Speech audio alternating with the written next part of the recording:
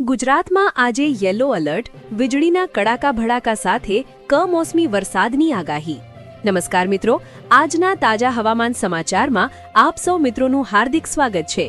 જાણીશું કે મિત્રો ગુજરાતનું વાતાવરણ કેવું રહેવાનું છે, કારણ કે આજથી જ ગુજરાતના વાતાવરણમાં પલટો જોવા મળી રહ્યો છે। અમુક વિસ્તારોની અંદર વાદળછાયું વાતાવરણ પણ જોવા મળ્યું છે। વાદળો વચ્ચે કમોસમી વરસાદની શક્યતાઓ પણ રહેલી છે। તો ગુજરાતના કયા વિસ્તારોમાં માવઠાની શક્યતાઓ છે અને કયા વિસ્તારોમાં કેવી ઠંડી રહેશે તેના ઉપર એક નજર કરીશું। તો વિડીયોને અંત સુધી જોતા રહેજો અને ચેનલમાં નવા હોય તો ખાસ કરીને વિડીયોને લાઇક કરી ચેનલને જરૂરથી સબસ્ક્રાઇબ કરી દેજો। તેમજ મિત્રો, તમે અમારો વિડીયો કયા ગામ અને કયા શહેરથી જોઈ રહ્યા છો કોમેન્ટમાં જણાવજો। હવામાન વિભાગે ગુજરાતમાં માવઠું થવાની આગાહી કરી દીધી છે। ગુજરાતના હવામાનમાં પલટાની આગાહી હવામાન નિષ્ણાત અંબાલાલ પટેલે પણ કરી છે। આજે આપણે અહીં હવામાન વિભાગના અમદાવાદ કેન્દ્રની હવામાન વિભાગની આજની આગાહી જોઈએ, જેમાં તેમણે વરસાદ અને તાપમાન અંગે વાત કરી છે। ગુજરાતમાં ધીરે ધીરે લઘુત્તમ તાપમાન વધી રહ્યું છે, ત્યારે સવારે અને રાતે ઠંડી, જ્યારે બપોરે ગરમીનો અનુભવ થાય છે।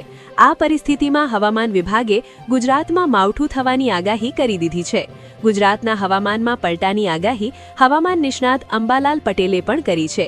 આજે આપણે અહીં હવામાન વિભાગના અમદાવાદ કેન્દ્રની હવામાન વિભાગની આજની આગાહી જોઈએ, જેમાં તેમણે વરસાદ અને તાપમાન અંગે વાત કરી છે।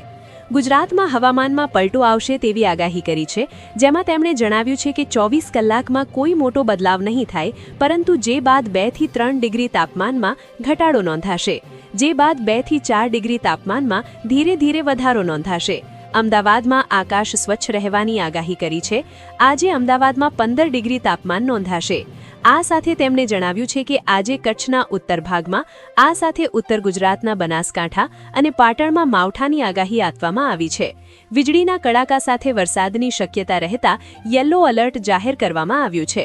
એક વેસ્ટર્ન ડિસ્ટર્બન્સ પસાર થઈ રહ્યું છે। દરિયાકાંઠાના વિસ્તારોમાં પવનની ગતિ 20 થી 25 કિમી પ્રતિ કલાક રહેવાની આગાહી છે। આ સાથે મહત્તમ ગતિ 30 રહેવાની શક્યતા છે। અહીં ઉત્તરથી ઉત્તર પશ્ચિમ તરફનો પવન ફૂંકાશે। માછીમારોને 2 દિવસ દરિયો ન ખેડવા સૂચના આપી છે। હવામાન નિષ્ણાત અથ્રેયા શેટ્ટીએ પણ ગુજરાતના હવામાન અંગે આગાહી કરી છે, જેમાં તેમણે જણાવ્યું છે કે સૌરાષ્ટ્ર કચ્છમાં માવઠું થઈ શકે છે। ગુરુવાર 22મી જાન્યુઆરી રાત દરમિયાન માવઠાની સંભાવના છે। કચ્છ અને પશ્ચિમ સૌરાષ્ટ્રના જિલ્લા પર જોખમ છે। હળવો કમોસમી વરસાદ થવાની સંભાવના છે। વેસ્ટર્ન ડિસ્ટર્બન્સના કારણે માવઠું થઈ શકે છે। ઠંડી અંગેની આગાહી કરતા તેમણે જણાવ્યું કે 24 થી 26 જાન્યુઆરી દરમિયાન કાતિલ ઠંડી સંભવ છે।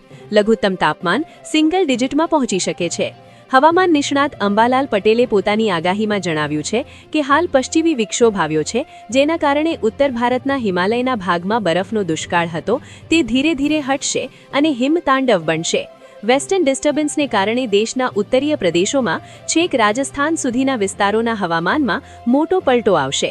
પવનના તોફાનો, ભારે ગાજવીજ અને કમોસમી વરસાદ અને બરફની શીલાઓનું પડવું વગેરે ઘટના થવાની શક્યતા રહેશે। જમ્મુ કાશ્મીરમાં બરફની રાહ જોઈ રહેલા સહેલાણીઓ માટે સારું રહેશે, પરંતુ પશ્ચિમી વિક્ષોભની અસર પાકિસ્તાનના પ્રદેશોમાં જોવા મળશે અને ત્યાંથી ધીરે ધીરે સરહદના ભાગોમાં, કચ્છ અને ઉત્તર ગુજરાતના ભાગોમાં થવાની રહેશે। દેશના ઉત્તરીય પ્રદેશોમાં તો 100 મીમી જેટલો વરસાદ થવાની શક્યતા રહેશે।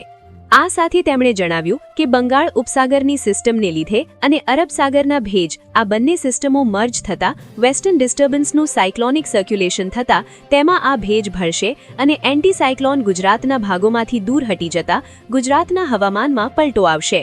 તારીખ 22 થી 28માં ઉત્તર ભારતમાં પલટો અને 24-25 થી 28માં ગુજરાતના હવામાનમાં પલટો આવવાની શક્યતા સેવવામાં આવી છે।